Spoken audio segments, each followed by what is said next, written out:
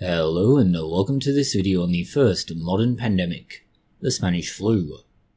By now, most people should be well aware of what a pandemic is like.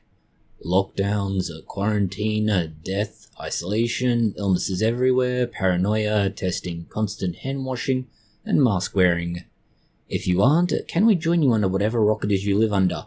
It sounds nice. The thing we want to point out, other than that some people are lucky, is that COVID-19 is not and definitely was not the world's first pandemic. It wasn't even the first pandemic of the 20th century. Thank you, SARS. To go back to the first modern pandemic, we need to travel all the way back to 1918, through to 1920, a time when the favourite home decorating package involved long trenches, mud and the screams of men dying in no man's land. This was also the time of Spanish flu, an outbreak that not only spread across the world, but was exacerbated by its high infection rate and relatively high mortality rate. Much like today, it is a product of influenza, specifically the H1N1 strain of influenza A. What makes the Spanish flu so nasty is that over just 2 years it spread globally, which is not a huge achievement as we see the common flu spread over the world in a single year. What is important about it is that it spread throughout the world, from Kansas, USA to France, Germany, Australia, Russia, Brazil, Senegal, Japan and more, over those 2 years. And nearly a third of the world's population, about 500 million people, were infected in that time. And the number of people dying are estimated between 17 and up to 100 million people. By contrast, COVID-19 is generally considered and accepted to have killed about 7 million people over roughly 5 years, and admittedly it took somewhere around the range of 6 months to spread across the world. Then again, we are talking of roughly 100 years between these two events, and there's been some rather significant changes in that time. There's also another major point worth noting, and that is there is evidence, but no definitive consensus, that a range of similar symptomatic cases across the world from as early as 1889 were also Spanish flu. It is also possible that this was an example of precursors that mutated, recombined, or otherwise became Spanish flu in 1918. To understand how serious Spanish flu was, we need to look at the spread and time at a local level. Well, first we need to look at that anyway, then the world at large. On the 4th of March 1918, one army cook called Albert Gitchell in Kansas was diagnosed with Spanish flu. Within days, more than 500 soldiers at the same camp were sick with Spanish flu. In a week, Spanish flu had spread all the way to New York. Within 2 months, Spanish flu had travelled from this one official case in Kansas all the way to France. Bear in mind that the typical time to cross the Atlantic at this time was about 5 days, if everything went well on a passenger liner. More typical times in terms of the army appear to be closer to 2 weeks, or roughly 14 days, plus further travel time from Dover to Calais and then from Calais to the front. And by April 1918, the pandemic of Spanish flu had not only reached the Western Front and spread, but the spread was in part facilitated by the close quarters of the Western Front, weakened immune system from stress, combat, rationing, and general poor environmental conditions, and the fact that if you were sick, you probably were in very close proximity to someone else who wasn't sick very soon. The problem with Spanish flu comes in part after the war, as prisoners on both sides of the war were released. We say both sides as in the Western and Eastern Front, not the German side, or more accurately the tripartite side, and the Allied side. The release of prisoners led to Germans being repatriated from places like Russia, the United Kingdom, France, and on the other side, prisoners from Germany being returned to Russia, America, France, United Kingdom, and parts of the British Empire's colonial possessions.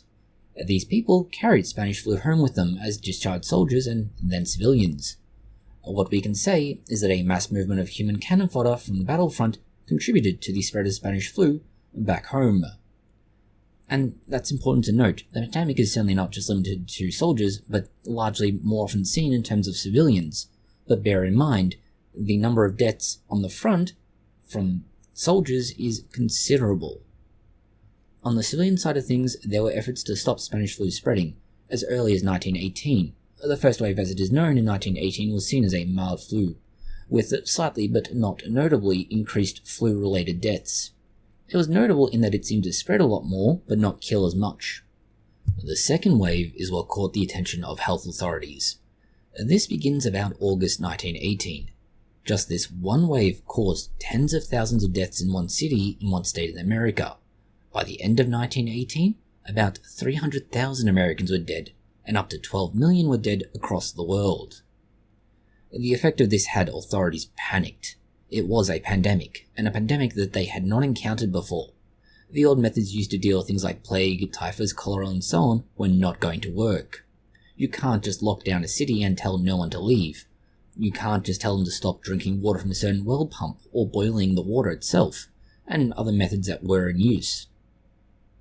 This is why, as 1919 began, the public health authorities began to actively try and stop the spread using new methods.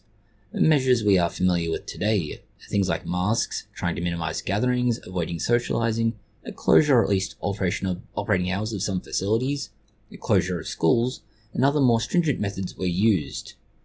In places where these measures were in effect, the spread of Spanish flu was limited and much lower than where there was no, or at least less stringent, measures put in place. Mind you, this did not stop the spread, it just reduced the rate and severity of spread. Despite this, up to 160,000 people in America died, and numbers were somewhat worse for Europe, notably the fact that they were coming out of a world war and didn't exactly have the best of circumstances for all those involved. As such, most people were far more vulnerable to Spanish flu. We have then a third wave, which was less serious than the second wave, and then we have the fourth wave. Like with COVID-19, there was some dissent that another wave would happen, but as is obvious from the already named fourth wave, it happened, and these people were very much wrong. The slim benefit to this being the fourth wave is that with 3 prior waves, many had some modicum of immunity, and as such, many were infected, but deaths were notably lower than what was expected.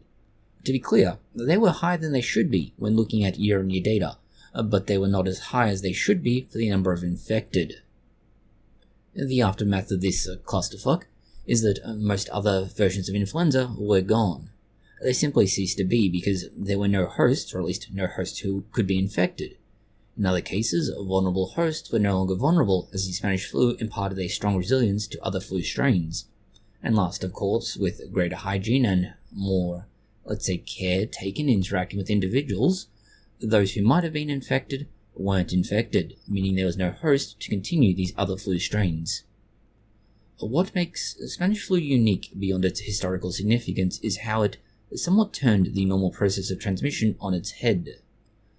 A major part of the spread was that soldiers quartered in Europe defied the mechanism for infection, meaning that the most severely ill and likely to die from the nastiest infections were the soldiers who were kept in safety in generally good accommodation and able to infect more people, typically on the way to being transported to the hospitals where they would be recovering. Conversely, the least ill soldiers, who had a milder version of Spanish flu, were sent to the front and died, meaning that those who had the worst version of the disease were the ones who lived and, as a result, spread the most serious version of Spanish flu the longest. The combination of close quarters accommodation, poor conditions, and stress made the front line a breeding ground for disease, and even further back in the recovery areas and support trenches, it wasn't that much better.